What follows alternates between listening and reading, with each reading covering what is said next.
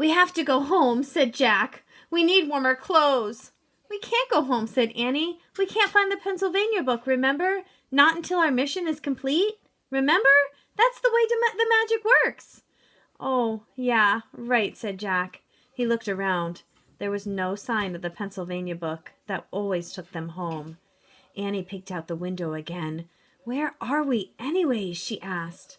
"I'll find out," said Jack, picking up the open book.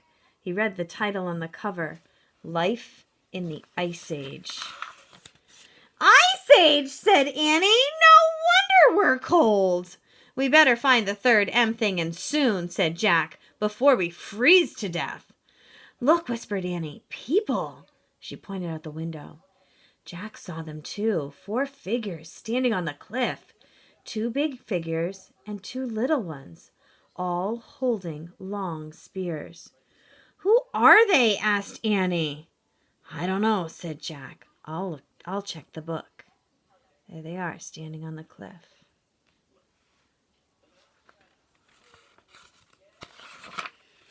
He found a picture of some people.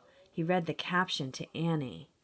Early modern humans were called Cro-Magnons.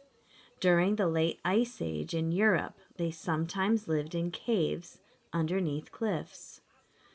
"Why are they carrying spears?" said Annie. Jack turned the page. He found another picture of the Cro-Magnons and read out loud.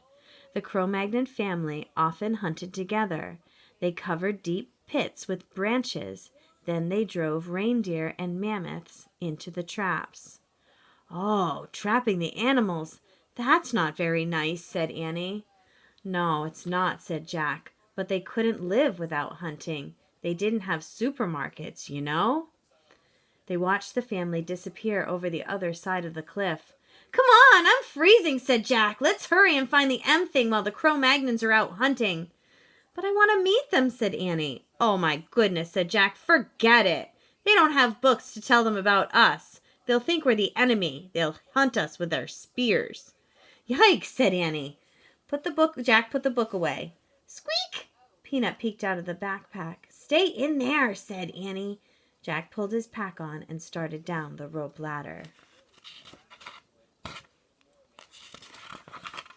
Annie followed. On the icy ground, they huddled together. The wind was biting. Jack put his towel over his head, and snow blew against his glasses. "Hey, Jack," said Annie, "look at me." Annie had put on her swimming goggles. "Now I can see through the snow," she said. "Good thinking," said Jack. "Now cover your head with your towel. Most of your body heat is lost through your head. That's why we wear hats when we go outside in the winter." Annie wrapped her towel around her head, just like Jack had told her.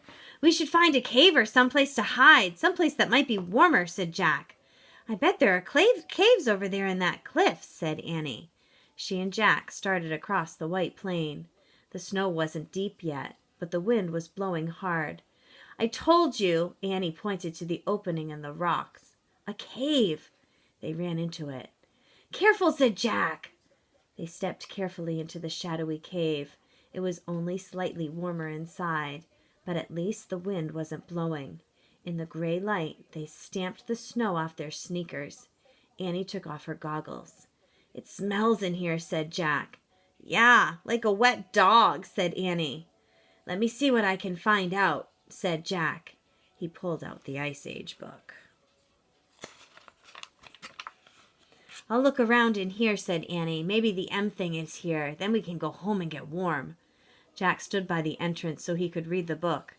"This cave is filled with sticks," Annie told him.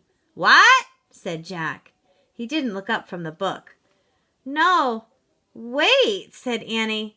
I think they're bones." "Bones?" echoed Jack. "Yeah, like lots of them back here, all over the floor." Jack turned the pages of the book and found a picture of a cave that was filled with bones. I hear something," said Annie. Jack read the writing below the picture of the cave. It said, "The great cave bear of the Ice Age were over 8 feet tall. These bears were larger than the fiercest bear today, the grizzly. Their caves were filled with bones of their ancestors." That's the bears that lived before them. "Annie?" Jack whispered. Get back here, now! They were in the cave of a great cave bear. All right, boys and girls, your families have your text-dependent questions that you're going to answer about what you just heard today.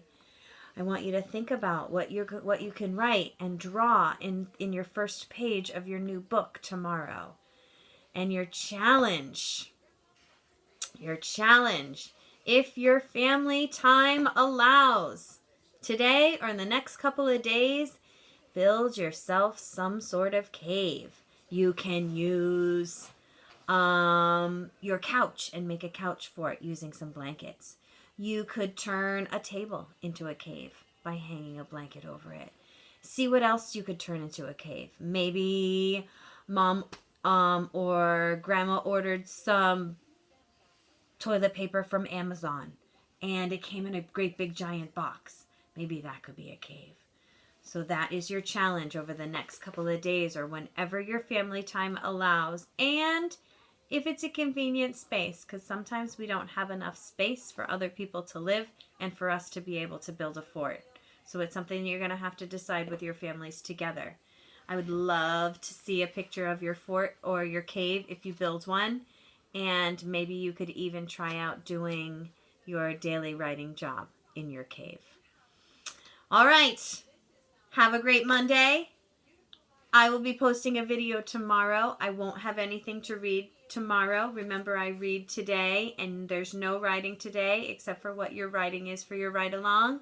And tomorrow you'll write something that happened in these 2 chapters. So no writing today.